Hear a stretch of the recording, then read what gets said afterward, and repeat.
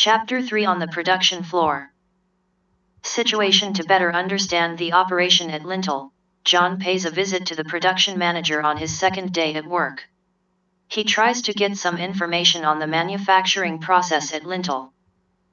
John: Good morning, Steve. My name is John, and I am the new person in the finance department. Steve: Good morning, John. What can I do for you? John: As a new person, I need to understand the operation at Lintel. So, I wonder whether I can ask you some questions about the manufacturing process in your department now. Steve: Hold on a second, John. Let me post this production schedule before we sit down and talk. Okay, where do you want to start? John: Well, you can describe the production flow in your department. Steve: The production process is based on the customer order information that I receive from the sales department. First, we order raw materials from our suppliers. Once the materials arrive at our plant, they are transferred to the production floor where they will go through 5 different processes before they become finished goods. John: How many suppliers do we deal with? Are they all local suppliers? Do any materials come from overseas?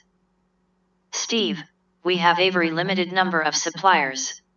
We deal with approximately 10 main suppliers in the US, and we only have a handful of suppliers overseas. John: How do you control the quality of the purchased materials? Steve: One of the reasons for having a limited number of suppliers is to ensure the quality of raw materials. My quality control group works very closely with our suppliers to make sure that they meet our quality requirements. John: Do you maintain a high level of inventory? Steve: No, we keep a very low level of inventory. John: How do you move materials from one department to the next? 83. Steve: Very easily through the material request form. If department needs materials from Department A, it will fill out a material request form and give it to Department A. John: A very simple process. How about labor? How do you calculate the labor cost? Steve: The engineering department has done a study on the production process. It has calculated the time required by each different process.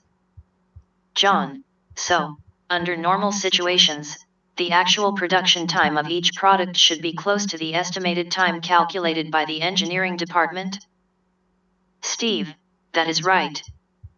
John: How do you make sure that we only ship good products to our customers? Steve: We definitely do not want to send out defective products. My employees are always reminded that product quality is #1 priority at Lintel. John: Do they understand that they should always give their best and that defective products raise the cost of production? Steve: Yes, they perfectly understand that. As a matter of fact, our defective rate is lower than 0.1%. We are very proud of our record. John: How do you maintain this excellent record? Steve: We adopt the continuous improvement spirit. We evaluate our operating results very often and strive to excel in our job. And those posters on the wall also help. See the slogan "Nothing but excellence" over there? John: Yes. What is good for the company is ultimately good for the employees, right? Steve: Definitely. John: Next question. How many production shifts do you currently have? Steve: There are 2 shifts. The first one is from 8 a.m. to 4:30 p.m. and the second one is from 2 p.m. to 10:30 p.m.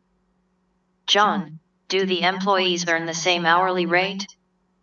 Steve: No, the pay rate of the second shift is 10% higher than the rate of the first shift. John: That makes sense, Steve. I think I have enough information for now. I might come back and bother you again if you have more questions. Thanks a lot for your help. 84. Steve: Anytime, John. You know where I am. Expressions.